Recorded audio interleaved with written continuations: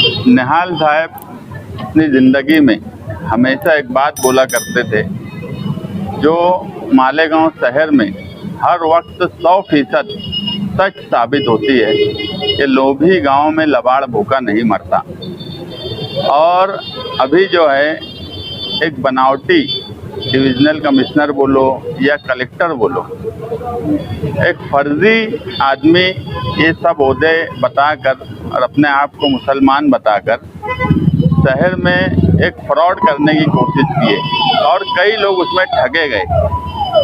Press वालों को बुलाने का मकसद ये है कि जिस तरह से वो अपने ताल्लुकात बड़े लोगों से बना रहे थे, मौजूदा एमएलए के साथ उनकी वीडियो और फोटोज़ आई, जो लोगों के पैसे उसमें उन्होंने फ्रॉड में दिए, वो लोगों ने खुद मुझसे कहा कि यार कई लोगों को इसलिए इत्मीनान था कि वहाँ पे मौजूदा एमएलए आ जा रहे थे।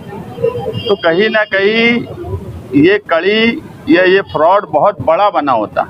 मगर मैं मालेगांव शहर की तरफ से, समाजवादी पार्टी की तरफ से पुलिस डिपार्टमेंट का शुक्रिया अदा करता हूँ कि उन्होंने बहुत जल्द ही उस फ्रॉड आदमी को गिरफ्तार कर लिया और आवाम के सामने सच्चाई लेकर आई और बहुत गरीब लोग उस फ्रॉड में फंसने से बच गए। इसलिए मैं एडिशनल एसपी तकबीर सिंह सिंधु साहब, उनकी टीम और पुलिस डिपार्टमेंट का शुक्रिया अदा करता हूं कि एक अच्छा काम उन्होंने किया और मालेगांव शहर को बड़े फ्रॉड से बचा लिया गया। क्योंकि उनके बारे में अभी और मालूमात जो मिली है कि झारखंड में भी उन्होंने किसी मस्जिद का पैसा फ्रॉड करके जमा किया और वहाँ से भी फरार हुए। तो वो बहरूपिया आदमी था और कई जगह के मामलात उनके आ रहे हैं। पुलिस अपनी चौकसी कर रही है, कल उनको हाजिर करने वाले हैं। अब रिमांड रिपोर्ट में क्या तफसील आएंगी वो भी आवाम के सामने आएंगी। मगर जिन लोगों का पैसा, क्योंकि वो जो भी लोग हैं 30-35 लोग हैं बोला जाता है और सब गरीब लोग हैं, मैं पुलिस से यही रिक्वेस्ट करूंगा कि उन लोगों का पैसा किसी तरीके से अगर मिल जाए तो अच्छा है। और शहरियान से भी ये गुजारिश करूंगा कि वो किसी भी बहरूपिये या बाहर से आया हुआ आदमी या मालेगांव शहर का ही अगर इस तरीके का फ्रॉड करता है तो लोग बगैर कागज पत्तर के, बगैर किसी से बात को समझे हुए, क्योंकि वो महेश नगर में ही रह रहा था, मैं भी महेश नगर में रहता हूँ, मेरे पास 2-4 लोग उस वक्त आए भी कि इस तरीके की बात बोली जा रही है पैसा देने की। तो मैंने उनको मना किया कि यार मुझे वो आदमी समझ में नहीं आता है, क्योंकि मैं खुद भी एक जिस वक्त अफ्तार पार्टी रमज़ान में रखी गई, मैं अफ्तार पार्टी में नहीं गया, मगर मेरे महल्ले के हिसाब से मैं खुद भी वहाँ गया था। उस वक्त 5 मिनट उनसे जो भी बातचीत हुई, मैं निकलने के बाद रिजवान सर और मैं यही बात हुआ कि ये फ्रॉड आदमी है, ये कहीं ना कहीं गड़बड़ कर रहा है। लेकिन पुलिस डिपार्टमेंट ने सही वक्त पर उन पर कार्रवाई की और ये शहर को एक बड़े फ्रॉड से बचा लिया। शहर के एक जिम्मेदार एमएलए को जाके ताल्लुक बना लिया, हो सकता है ऐसा कि उनको मालूम नहीं होगा उसके बारे में। नहीं, देखिए, हम लोग शहर में एक जिम्मेदार हैं, हमको देखकर बहुत से लोग फैसला करते हैं। तो हम किससे मिल रहे हैं, किससे ताल्लुकात बना रहे हैं। एक बात ये नहीं समझ में आती कि एक इरफान हैदराबादी इलेक्शन के वक्त आया, उनसे भी सारे ताल्लुकात मौजूदा एमएलए के ही क्यों बने। इससे पहले हीरा गोल्ड का एक मामला हुआ, उस वक्त भी ये बात बोली जाती थी कि इनके ताल्लुकात वहाँ भी बने हुए थे। ये आदमी आया, जब ये आदमी आया तो मेरा ये बोलना था कि एमएलए की पहली जिम्मेदारी ये थी कि उसकी पूरी चौकसी करते उनसे ताल्लुकात बनाने से पहले। एक आदमी ये आके बोल रहा है कि वो हिंदू है और मुसलमान हुआ। आज मुल्क के हालात क्या हैं, ऐसे हालात में कोई इस तरीके की बात बोल रहा है और उससे आप कैसे ताल्लुकात बना रहे हैं। आज तो ये बात सच साबित हो गई कि वो आदमी कोई कलेक्टर नहीं है, कोई डिविजनल कमिश्नर नहीं है, दूसरी जगह के फ्रॉड की भी खबरें उनकी आ रही है। तो ऐसे आदमी से यही क्यों ताल्लुकात बनाते हैं मालेगांव शहर में। इनको समझना चाहिए कि ये जो भी आज जिम्मेदार हैं, शहर के एमएलए हैं, मजहबी जिम्मेदार हैं, उसके बाद सारे फ्रॉड करने वाले लोचेबाज लोग इनसे ही ताल्लुक़ क्यों बनाते। ये उनको भी सोचना चाहिए, मौजूदा एमएलए को भी, और मालेगांव शहर की आवाम को भी सोचना चाहिए कि सारे फ्रॉड करने वाले लोग जो लोचा करते हैं, मैं इससे पहले भी बोला कि आजकल उनके आसपास भी सारे ऐसे लोग रह रहे हैं जो किसी न किसी लोचे में, किसी न किसी गड़बड़ में, किसी न किसी फ्रॉड में शामिल रहते हैं। ऐसे लोगों का ही संगन मत उनके साथ क्यों नज़र आता, ये तो साफ साफ अब एकदम क्लियर होता जा रहा है।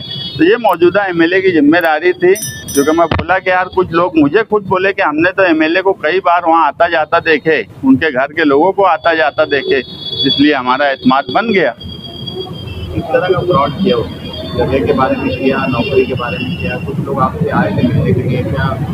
वो जो है उस हठधर्मी बोली जाए कि महाराज सैजिंग के पास एक जगह है, पुलिस डिपार्टमेंट के लिए सरकार ने रिजर्व करी है, उस जगह पर रो हाउसिंग बनाकर देने की बात, कुछ ज़मीन देने की बात, कुछ लोगों को नौकरी देने की बात, इस तरीके से अलग अलग हिसाब से उन्होंने पैसे लेने की कोशिश की है। और मैं जो बोला कि पुलिस डिपार्टमेंट अगर इतनी जल्दी कार्रवाई नहीं करती तो ये फ्रॉड बहुत बड़ा होता, ये मालेगांव शहर का हो सकता है सबसे बड़ा फ्रॉड होता, मगर पुलिस ने बहुत अच्छा काम किया और पुलिस ने अपनी जिम्मेदारी निभाई और मालेगांव शहर को एक बहुत बड़े फ्रॉड से बचा लिया। कुछ लोगों का ये भी कहना है कि उनके भोलेपन का लोग फायदा उठा लेते हैं, बाकी सियासी नेता मतलब होशियार है, चालाक है, इसलिए उनके पास नहीं जाते। तो लोगों को भी चालाक और होशियार लोगों के साथ ही रहना चाहिए। कल से हम देख रहे हैं कि सोशल मीडिया पर और इससे पहले भी वक्तन कुछ आइडियो, वीडियो, फोटो इस तरीके के सोशल मीडिया पे गश्त करते ही रहते हैं, तो आपको क्या कहेंगे? ये माशरे की बुराई है।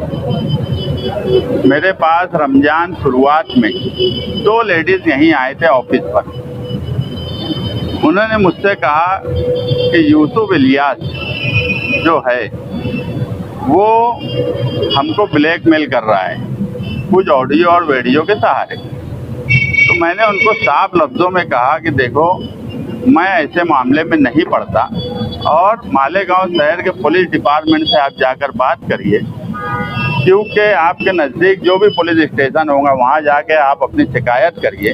अगर आपकी शिकायत नहीं सुनी जाती और आपके साथ नाइंसाफ़ी होती है, उसके बाद फिर मैं आपके लिए कोशिश करूँगा, मगर मैं कभी ऐसे मामले में पहल नहीं करता, किसी के पर्सनल मामले में पहल नहीं करता।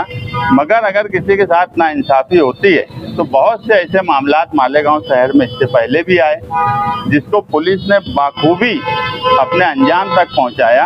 तो मैंने उनसे कहा कि आप लोग पुलिस डिपार्टमेंट से इस मामले में मिलिए, अपनी शिकायत रखिए, वो बराबर कार्रवाई करेंगे। उसके बाद वो पुलिस डिपार्टमेंट के पास गए कि नहीं गए मुझे इसका इल्म नहीं, ना उसके बाद वो लोग मुझसे आकर मिले। हाँ, वो उस वक्त ये बोले कि बहुत बड़े लोग हैं, बहुत मजहबी तंजीम से जुड़े हैं और कई तंजीमों से जुड़े हैं, अपना एक असर और रसूख रखते। तो मैंने उनसे ये भी कहा कि आसाराम बापू भी बहुत बड़ा आदमी था, मगर कानून से बड़ा कोई नहीं होता। अगर किसी खातून के साथ या किसी लड़की के साथ बोलते हुए उसने ये भी बोली कि यार वो लड़की नाबालिग है, मैंने ये कहा कि अगर मैं बोल रहा हूँ कि आसाराम बापू जैसा आदमी जिसका असर और रसूख सियासी भी था, रुपये पैसे का भी था, मगर आज वो जेल में है, तो कानून से बड़ा कोई नहीं होता। उसके बाद उन लोगों ने क्या किया मुझे नहीं पता। मैं भी सुन रहा हूँ कि कोई ऑडियो वीडियो चल रही है, मगर मेरे तक अभी तक नहीं आई, मैं खुद तो नहीं सुन पाया, मगर मैं लोगों से सुन रहा हूँ कि इस तरीके की बातें हो रही है। ये कहीं ना कहीं माशरे की बुराई है।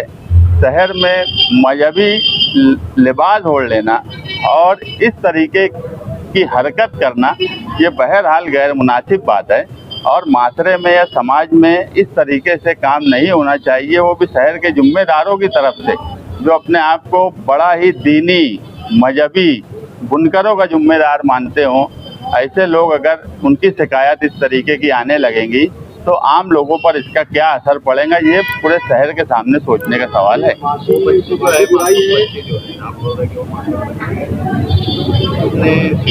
स्टेशन में नहीं गई और ऑडियो उसकी वायरल हो गई, उसको कहीं ना कहीं इंसाफ उसको मिलना चाहिए, ये है। तो उसको इंसाफ दिलाने के लिए आप नहीं, देखो वो मैं बोला रमज़ान शुरुआत में जब वो मेरे पास आए तो मैं ऐसे शिकायत मेरे पास ऐसे भी आती जाती रहती है, मैं हमेशा से कभी ऐसे मामले में पहल नहीं करता।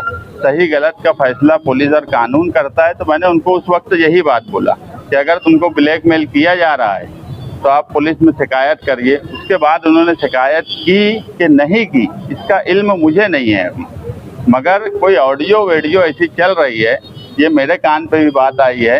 अब क्या सही है क्या गलत है, अगर उनके साथ कोई नाइंसाफ़ी हो रही है, और मुझे यकीन है कि मालेगांव शहर के पुलिस, वो खंडवी साहब हो, भारती साहब हो, या आज के एडिशनल एसपी तकबीर सिंह सिंधु साहब हो, पुलिस डिपार्टमेंट कम से कम ऐसे मामलात में बहुत खामोशी से और खुफिया तरीके से कार्रवाई करती है।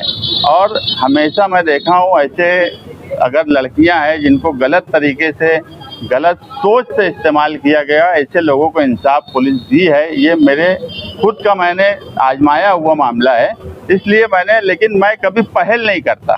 हाँ, वो अगर पुलिस डिपार्टमेंट के पास गए होंगे, पुलिस अगर उन पर कार्रवाई नहीं की और वो हमसे आकर मिलेंगे तो हम मदद करेंगे, लेकिन मैं कभी पहल नहीं करता। ये माशरे की बुराई है या फिर सियासी बुराई है? नहीं, माशरे की बुराई है। क्योंकि इसको सियासी तौर पर भी देखा जा रहा है कि चुनाव होने के बाद सियासी बदला लेने के लिए भी, मतलब बदलाने के लिए, क्योंकि इसका कोई वेरीफाई नहीं है ना कि ये मतलब ये क्या है। फिर भाई देखो, बात ऐसी है कि बदला लेने की बात ऐसी है कि कोई कुछ कर रहा है तो कोई बात हो रही है ना। मैं भी सियासी हूँ, मैं से भी मेरे मुखालफिन बदला लेने की कोशिश करेंगे, दूसरे लोग भी सियासी है, आसिफ शेख भी सियासी है, एजाज बेग भी सियासी है, मुफ्ती साहब भी सियासी है, सब एक दूसरे से सोचेंगे, लेकिन कोई कुछ करेगा तो कोई बात पैदा होगी। बिला वजह तो कोई मुझ पर इल्ज़ाम नहीं लगा देगा।